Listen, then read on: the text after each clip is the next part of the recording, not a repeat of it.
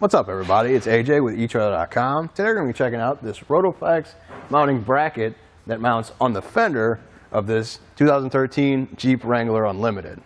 So it's going to install right here using existing bolts in there, and you don't have to drill any holes. So it's pretty easy to install, and it looks pretty cool. Let's check it out. Now there's two different versions of this. There's one for the passenger side and the driver's side. The only difference is going to be the driver's side one's not going to have the cutout for the antenna. Otherwise, they install the exact same way and work the same way.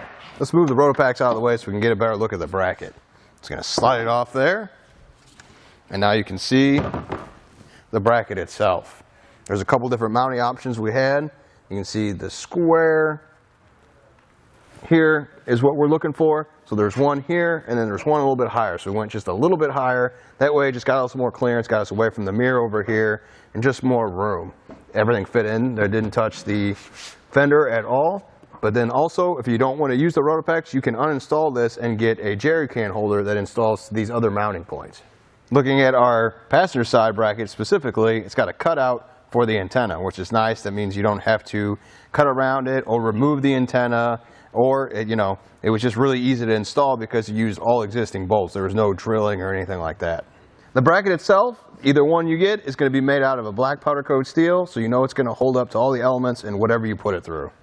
Something I want to point out that I was definitely worried about is the door opening with that pack on there.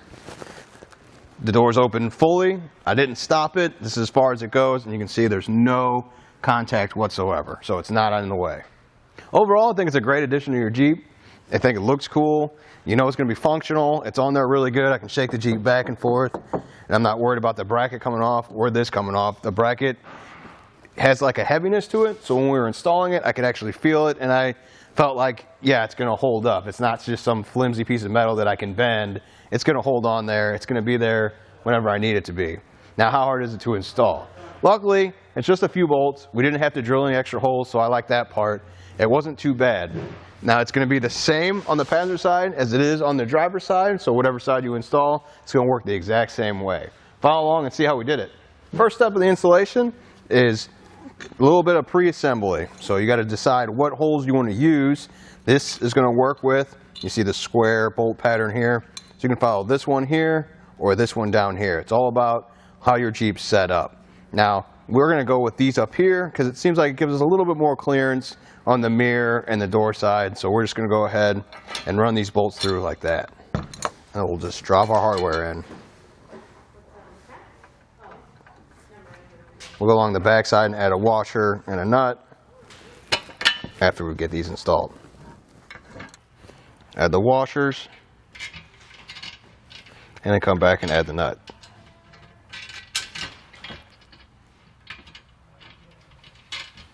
Now let's come back with our impact and run them down.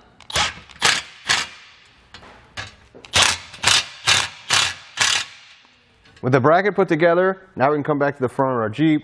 We're going to move these three bolts right here, and that's going to allow us to get a little bit more out of this to pull it apart.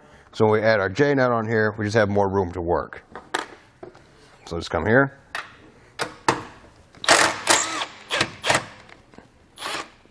Pull it out. I'm going to set it here on the fender.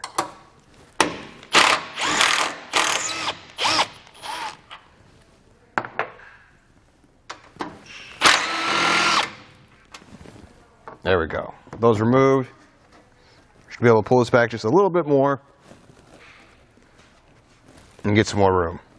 Couldn't get much out of it, so we removed an extra one here. Still couldn't get much out of it, so we came back up here, removed these here, here, on the side, and then two more here in the door frame, which allowed that panel to separate a little bit better. This one and this one down here. With those removed, I took a pry bar, wrapped it in a paper towel just to give it some padding, that way it didn't damage anything, because we're going to get in there and pry on it. And we were able to get this down in here and pry against the Jeep and kind of push it out. We were able to push it out just enough to get this started on there, and then we can further push it on into place. With that latch in there, you can unpry it, move this up, and now it's on there. We put all the bolts back that we took out to pry this out. You can see they're all been replaced except for this one, because this one needs to come out anyway. The bracket's going to install it there as well. Now there's one more we need to remove, and it's on the inside of the door here.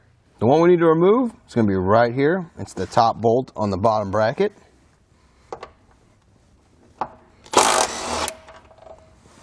Now we're ready to slide our bracket into place. Make sure the one tab goes in between the door and kind of line up the other two holes here. Since I got this one ready to go, I'm just going to reinstall this.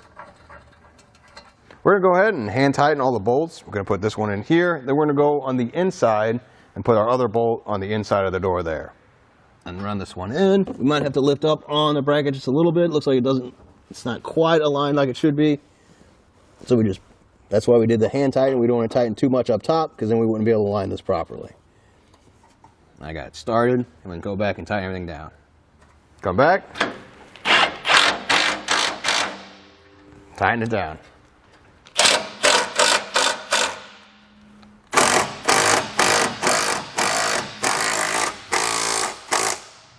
With everything tightened down, you can just throw on your RotopaX and you're good to go. It really is that easy. I was impressed that it didn't take that long to get it installed, and with a few tricks we figured it out.